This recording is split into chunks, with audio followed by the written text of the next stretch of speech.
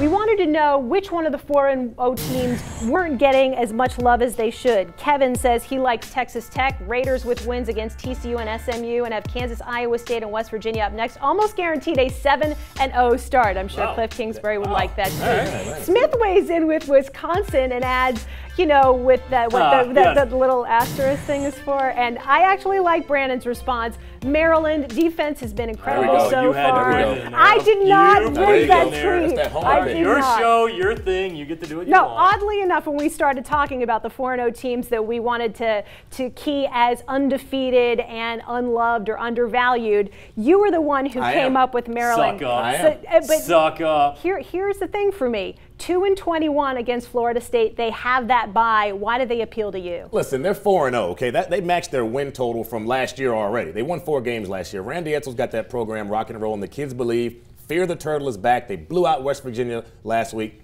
They have to go down to Doak and play Florida State. Almost a year ago to the day, NC State beat that Florida State football team. Jameis Winston came on the scene. He's played very, very well, but coaches have film on him now. The young freshman, they've seen everything he can do. Randy Edsall and company will be ready. Stephon Diggs, a name you may not be familiar with. You may not have seen him play. The kid is fantastic. They compare him to Tavon Austin, who was at WVU last year.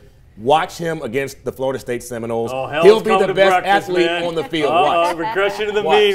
You want to talk Florida State? Welcome to this. Yes, Maryland's good. That defense is playing fantastic, but Florida State, that's not happening. They're not going to win, but they're going to make it a better game than you think. That doesn't matter. It doesn't matter if they're not going to win. They'll make it a better game than you think, Pete. Well, for as big as the West Virginia win was, and they blanked them, that was the first time that the Terps had beaten the Mountaineers since 2004. Wow, the win against Connecticut the week prior seems even a little more significant considering how close UConn and Michigan played last week. Hey, surprising. They have a healthy quarterback at Maryland. Last year they're down to what? Linebacker, quarterback? The guy is actually a quarterback, not a linebacker. Yeah, shockingly makes a difference when you have a quarterback who is a quarterback. You are staying in the ACC for your undefeated, underrated? I love me some Georgia Tech. I love this offense. I hate the fact that teams have to, when you don't get 2 weeks to prepare for it, forget about it.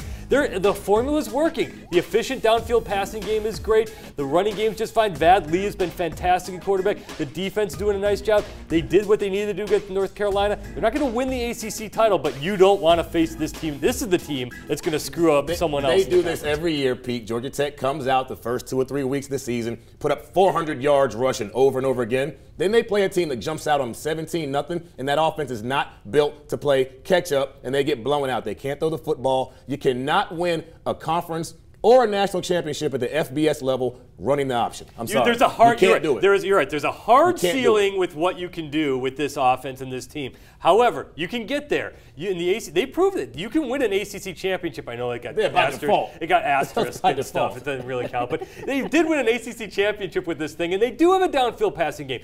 Everyone sucks them in. Paul Johnson's offense does get the efficient downfield big pass. They throw jump balls. They don't throw. They have no passing attack. Look at their yards per pass. They have no passing attack. Jump balls is what they throw. They do have versatility in the running game. They've had 6 different guys with rushing TDs, top 15 defense. 6 running backs on the field at all times. Thomas and Stephen Hill, they're doing all right in the NFL. Jump ball catchers. They're jump balls. All right.